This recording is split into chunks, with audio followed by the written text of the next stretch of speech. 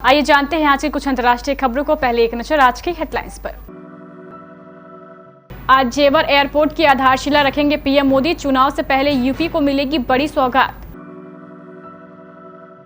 मेघालय में कांग्रेस को बड़ा झटका। पूर्व सीएम मुकुल समेत पार्टी के 17 में से 12 विधायक तृणमूल में शामिल। पाकिस्तान पर पूरी तरह से निर्भर नहीं होना चाहता है तालिबान। दिल्ली के आरके पुरम में जहरीली गैस फैलने का दावा।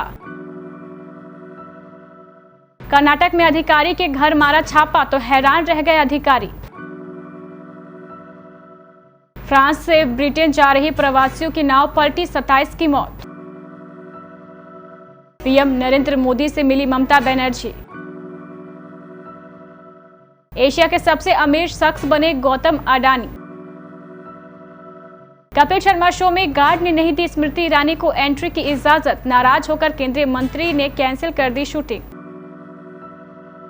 और भारत न्यूजीलैंड के बीच आज से पहला टेस्ट मैच। प्रधानमंत्री नरेंद्र मोदी आज गौतम बुद्ध नगर के जेवर में नोएडा अंतर्राष्ट्रीय एयरपोर्ट की आधारशिला रखेंगे। जानकारी के मुताबिक आज दोपहर 1 बजे ये कार्यक्रम होना है। वहीं इसी के साथ उत्तर प्रदेश 5 अंतर्राष्ट्रीय एयरपोर्ट वाला पहला राज्य बन जाएगा। आधारशिला कार्यक्रम के लिए पूरी तैयारी हो चुकी है। पूरे कार्यक्रम स्थल को एसपीजी ने अपने हैंड ओवर में ले लिया है। सुरक्षा के पुख्ता इंतजाम किए गए हैं। साथ ही भव्य तरीके से मंच को सजाया गया है। मंच को सजाने में 20 क्विंटल फूलों की लड़ियां लगाई जा रही है ताकि मंच को भव्य और खूबसूरत बनाया जा सके।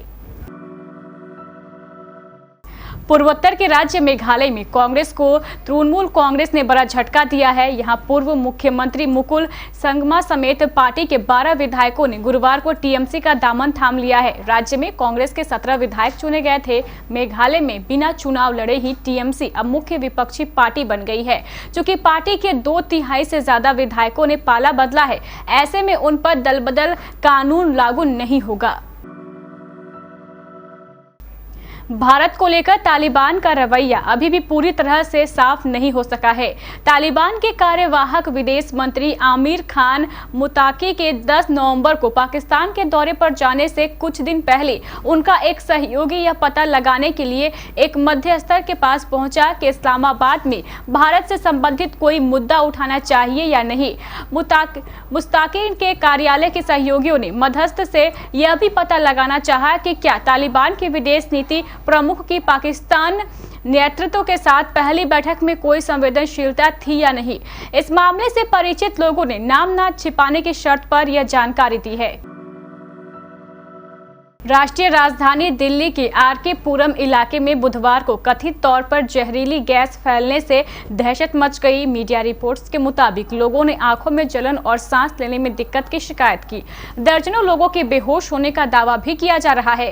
हालांकि अभी तक इसकी आधिकारिक पुष्टि नहीं हो पाई है। कानपुर में राष्ट्रपति रामनाथ कोविंद HBTU के शताब्दी समारोह में जाएंगे। राष्ट्रपति रामनाथ कोविंद कानपुर दौरे पर हैं। आज गुरुवार को वह हाईकोर्ट बटलर प्राविधिक विश्वविद्यालय के शताब्दी समारोह की अध्यक्षता करेंगे। कर्नाटक में भ्रष्टाचार निरोधक ब्यूरो के अधिकारियों ने बुधवार को कलबुर्गी में लोक निर्माण विभाग के एक जूनियर इंजीनियर के घर पर छापा मारा और सीवेज पाइप जैसी चीजों को काटने के बाद हैरान रह गए जब उसमें से 13 लाख रुपए बरामद हुए। कलबुर्गी जिले के जेवरगी तालुका में तैनात SM बिरादर के घर पर कथित तौर पर आय से अधिक संपत्ति पाई गई, जिसे देखकर अधिकारी स्तब्ध रह गए। फ्रांस से ब्रिटेन जा रही प्रवासियों की एक नाव के पलट जाने से बड़ा हादसा हो गया है। इस हादसे में कम से कम 27 लोगों की मौत हो गई है। बताया जा रहा है कि यह नाव इंग्लिश चैनल में गिरी। फ्रेंच पुलिस अधिकारियों ने बताया है कि इंग्लिश चैनल में एक खतरनाक क्रॉसिंग के पास यह हादसा हुआ, जिसमें दुर्भाग्यवश इन लोगों की मौत हो गई। एक बड़े अधिकारी ने नाम न बताने की शर्त पर कहा है कि इस बड़े हादसे के बाद फ्रांस ब्रिटेन की एक संयुक्त टीम हादसे के शिकार अन्य लोगों की तलाश में जुटी हुई है। बताया जा रहा है कि इस नाव पर करीब 50 लोग सवार थे। नाव पर यात्रा कर रहे लोग कहां के रहने वाले थे, अभी इस बारे में कोई जानकारी सामने नहीं आई है।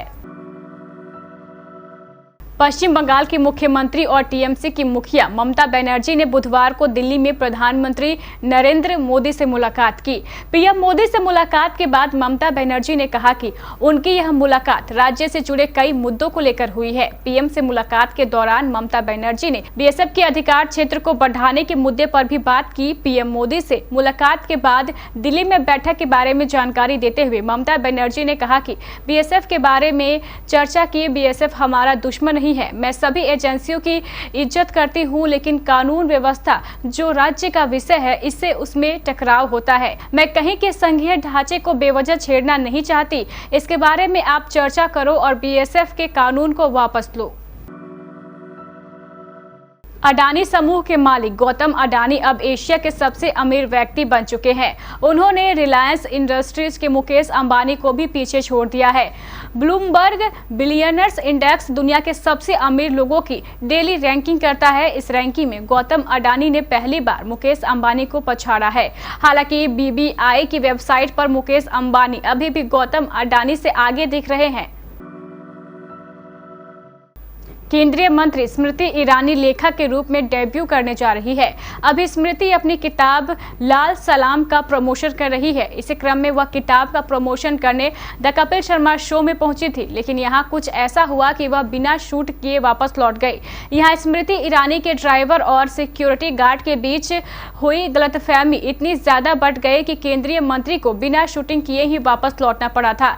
स्मृति ईरानी और कपिल शर्मा इस पूरे घटनाक्रम से अनजान थे, जबकि एक निजी चैनल के मुताबिक स्मृति ईरानी के सामने अन्य सभी लोगों को सेट पर एंट्री दी जा रही थी, लेकिन सब चीजों के बारे में बताने के बाद भी उन्हें अंदर नहीं जाने दिया गया। यहां तक कि जब स्मृति ईरानी और उनकी टीम गार्ड से बात कर रही थी तो जोमैटो के डिलीवरी बॉय को सेट पर एंट्री दे दी गई थी और उनसे कोई पूछताछ भी नहीं की गई थी, जिसके बाद स्मृति ईरानी वहां से लौट आई थी।